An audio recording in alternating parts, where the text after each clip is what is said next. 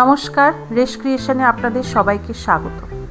আজকে আমি নিয়ে এসেছি পৌষ সংক্রান্তির পিঠে পার্বণের সময় স্পেশাল পাটিসাপটা পিঠে। তার জন্য আমি এখানে 600 গ্রাম মতো দুধ নিয়েছি। দুধটাকে আমি ভালো করে আগে জাল দিয়ে নিচ্ছি। দেখুন, এটাকে মিডিয়াম ফ্লেমে আমি এটাকে একটু নাড়া দিয়ে দিয়ে ভালো করে এই দুধটাকে জাল দিয়ে নিচ্ছি। এবার এখানে আমি 400 গ্রামের মতো পাটালি গুড় নিয়েছি। গুড়টাকে আমি ভেঙে টুকরো করে নিয়ে এই দুধে একটু একটু করে মিশিয়ে নেব। আপনারা করার আগে গুড়টা যাতে দিলে দুধটা কেটে না যায় তার জন্য সামান্য একটু দুধ নিয়ে একটা কাপের মধ্যে উষ্ণ গরম দুধ নিয়ে তাতে একটুখানি গুড় ফেলে দেখতে পারেন দুধটা কেটে যাচ্ছে কিনা। যদি দেখেন যে কেটে যাচ্ছে না, তখন এখানে গুড়টা দিয়ে আপনারা দুধটা জাল দিয়ে নেবেন। আমার এখানে গুড় দিয়ে দুধটা জাল দেওয়া হয়ে গেছে। 600 গ্রাম দুধের জন্য আমি এখানে 300 গ্রামের মতো গুড় দিয়েছি। দিয়ে এটা গুড়টাকে গরম করে নিয়ে দুধটা এবার আমি এটাকে ঠান্ডা করে নিয়েছি।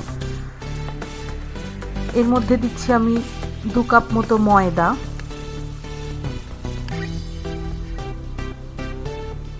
প্রথমে আমি 1 কাপ দিয়ে নিয়ে একটু গুলে নিয়ে বাকি আর 1 কাপ ময়দা এর সঙ্গে মিশিয়ে নিচ্ছি।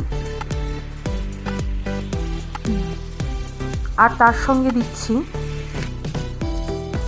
এখানে আমি ডালের কাটা যে হয়, আমার এখানে ছোট ডালের কাটা দিয়ে আমি এটাকে ভালো করে ঘুটে নিচ্ছি যাতে এক ফোঁটাও লাম্পস না এখানে তৈরি হয়।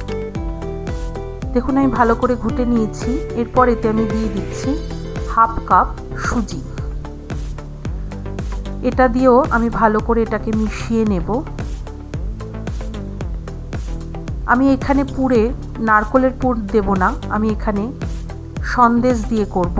এখানে আমি কালাকাঁচ সন্দেশ নিয়ে নিয়েছি। আপনারা চাইলে এখানে নতুন নলেন গুড়ের কাঁচাগোল্লা সন্দেশও ব্যবহার করতে পারেন। এটা আমরা সাদা তেলে ভাজবো। সাদা তেল নিয়ে নিয়েছি। আর এখানে পাতলা ছোট একটুখানি ন্যাকড়ার কাপড়ের টুকরো আমরা নিয়ে নিয়েছি, যেটার সাহায্যে ভিজিয়ে ভিজিয়ে তেলের মধ্যে ভিজিয়ে নিয়ে আমরা প্যানে এটাকে দিতে পারবো। আগের দিনে বাড়িতে বেগুনের বোটা দিয়ে এগুলো আমাদের মা দিদিমারা করতেন। আপনার বাড়িতে যদি বেগুনের বোটা থাকে অবশ্যই তাই দিয়ে করতে পারেন। আমার কাছে নেই, তাই আমি ন্যাকড়ার টুকরো দিয়েই এখানে দেখাচ্ছি। এইভাবে একটা প্যান বসিয়ে নিয়েছি আমি। এখানে তাওয়াটা আমি একটু গরম করে নিয়েছি, নিয়ে তাতে তেল এভাবে আমি দিয়ে নিয়েছি। এবার 1 চামচ করে আমি এতে গোলাটা দিয়ে দিচ্ছি।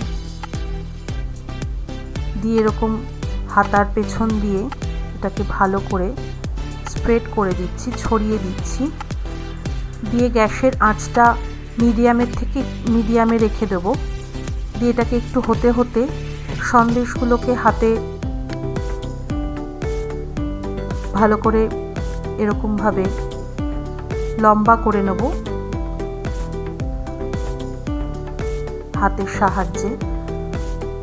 নিয়ে মাঝখানে আমরা পুরের মতো করে লম্বা করে সন্দেশগুলোকে দিয়ে দেব। দেখুন, ঠিক এইভাবে আমি সন্দেশটাকে হাতের সাহায্যে লম্বা করে নিয়েছি। নিয়ে এটাকে একটুখানি ভেতরের দিকে আমি এটাকে পুরের মতো দিয়ে দিচ্ছি। দিয়ে খুন্তির সাহায্যে গ্যাসের ফ্লেমটা একটু কমিয়ে দিয়ে আস্তে আস্তে এটাকে আমরা তুলে তুলে নেব। সব কিছুর পরিমাণ যদি ঠিকঠাক হয়, দেখুন খুব সুন্দর করে আমাদের এটা উঠে আসবে। দেখুন, এটা খুব সুন্দর করে ছেড়ে দিচ্ছে, প্যান লেগে যাচ্ছে না।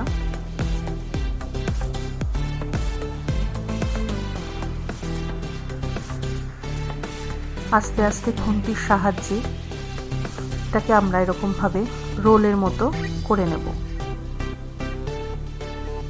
দেখুন সুন্দর করে এটা তাওয়াটা ছেড়ে দিয়েছে। লেগে থাকেনি। এবার এটা আমরা মাঝখানে এনে একটু চেপে দু পিঠ একটু ভেজে নিয়ে এটাকে আমরা তুলে নেব।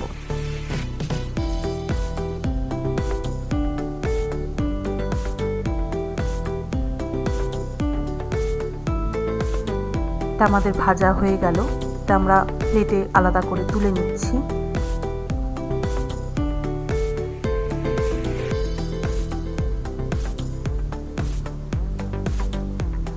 এবার আরও একবার আমরা তেল বুলিয়ে নিয়ে তাওয়াতে আড়া হাতা দিয়ে হাতার পেছন দিয়ে একই রকমভাবে এটাকে ছড়িয়ে দিয়ে মাঝখানে পুর দিয়ে আমরা বাকি পাটিসাপটাগুলো ভেজে নেব।